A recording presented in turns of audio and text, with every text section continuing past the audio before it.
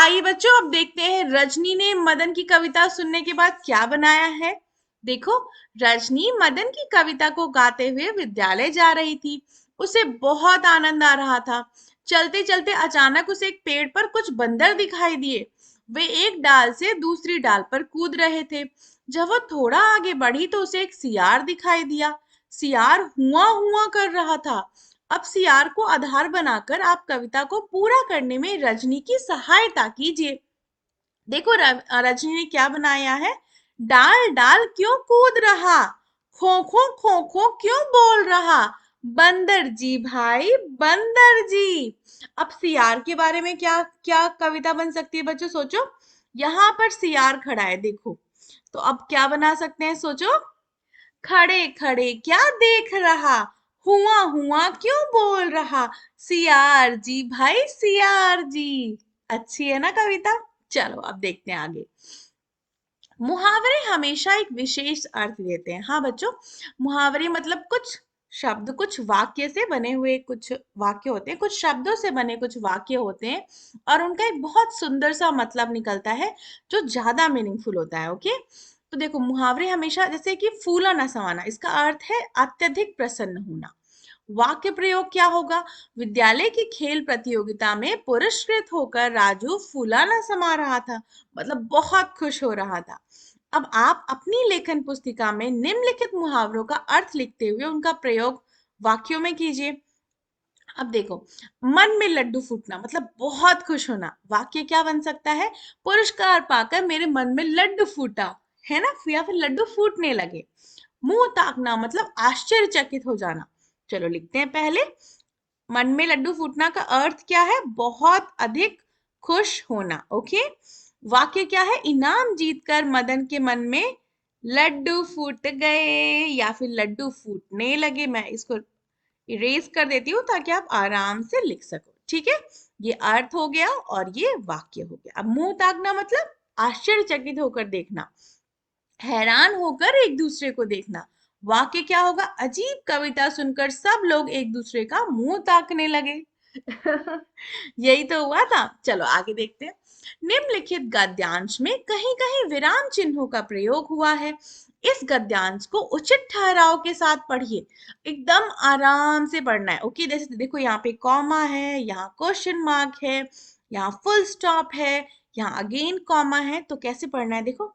उसे देखते ही मदन के मुंह से निकल पड़ा, ताक झाक का खोजत है। एकदम ऐसा एक्सप्रेशन देना है कि आप क्वेश्चन क्रिएट कर रहे हो, ओके, बना रहे हो। ताक झाक का खोजत है, यहाँ पे छोटा सा विराम होगा, उसके बाद ताक झाक का खोजत है। तीनों पंक्तियों को रटते हुए वह चलता गया। अब यहाँ पूर्ण विराम है तो रुकना है। ठीक है, रटते रटते उसे अपने आप एक और पंक्ति सूझ गई। यहाँ पर कॉमा है तो यहाँ पर थोड़ा सा विराम देना है। ओके, फिर बोलता है, हम जानत का ढूंढत है। फिर एक्सप्रेशन के साथ बोलना है, हम जानत का ढूंढत है, मतलब एक साथ बोलना है। ओके, हम जानत का ढूंढत है। ओके, समझ में आया। चलो एक बार और पढ़ते हैं। उसे देखते ही मदन के मुंह से निकल पड़ा, ताक झांक का खोजते है। तीनों पंक्तियों को रटते हुए वह चलता गया।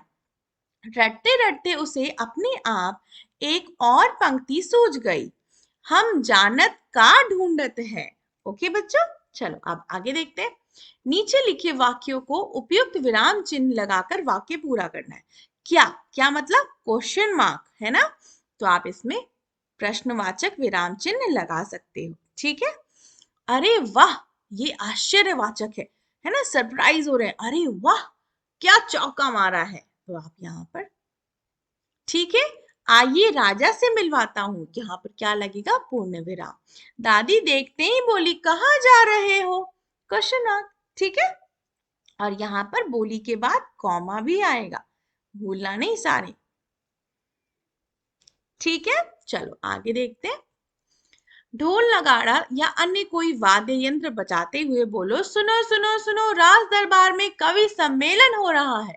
सबसे अच्छी कविता सुनाने वाले को 100 अशर्फियां मिलेंगी, इनाम में मिलेंगी। अब इस संवाद को अपनी मातृभाषा में हाव भाव के साथ बोलना है। आपकी जो भी मातृभाषा है, जो मदर टंग है, जो घर में दादा दादी बोलते हैं, उस भाषा में अपनी क्लास में बच्चों के साथ बोलना। ठीक है। अब देखो, एक व्यक्ति घर के बाहर 10 मीटर ऊंचा एक खजूर का पेड़ था। एक व्यक्ति के घर के बाहर एक बंदर उस पर चढ़ने लगा। वह पेड़ की चोटी पर पहुंचना चाहता था, पर समस्या यह थी कि वह दिन के समय तो 5 मीटर चढ़ जाता, परंतु जब रात होती तो 4 मीटर नीचे फिसल जाता।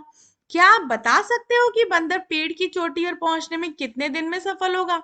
अब देखो, जब दिन होता है तो वो 5 मीटर ऊपर चढ़ जाता है, पर रात होते ही वो 4 मीटर नीचे आ जाता है। इसका मतलब वो कहाँ पे रह जा रहा है? 1 मीटर पे, है ना? किसने? फर्स्ट डे, पहला दिन। जब दूसरे दिन जब होगा, दूसरा दिन, तो वो फिर से यहाँ से 1 मीटर पे स्टार्ट करेगा। 1 मीटर से 5 मीटर मतलब 6 मीटर पे पहुंचेगा, 6 मीटर पे। बट क्या होगा? अगेन वो नीचे आ जाएगा 2 मीटर पे, है ना, रात के समय। तो दूसरे दिन वहां कहाँ पहुंचेगा? 2 मीटर। तीसरे दिन वो कहाँ पहुंचेगा? 3 मीटर पे। चौथे दिन 4 मीटर पे। पांचवें दिन 5 मीटर पे। तो पांचवें दिन जब एक बार और जब वो 5 मीटर के छठे दिन जब वो चलना शुरू करेगा, तो वो 10 मीटर के पेड़ को पहुंच जाएगा। और रात में तो उतरने की जरूरत नहीं है, पहले ही पहुंच गया, है ना? तो इसका मतलब छठवें दिन वो पेड़ की चोटी पर पहुंच जाएगा। समझ में आया? नहीं समझ में आया तो मुझे बताना कमेंट सेक्शन में, ठीक है? ओके, धन्यवाद मेरे प्यारे बच्चों। ये आपका आखिरी प्रश्न था इस चैप्टर से। और इस अध्याय से यदि कोई भी आपको डाउट होगा, कोई भी, तो आप कमेंट सेक्शन में बता सकते हो। और कुछ रिपीट करना होगा तो भी मुझे कमेंट सेक्शन में बताना, ठीक है? Thank you so much for watching till the end. Your support means the world to me.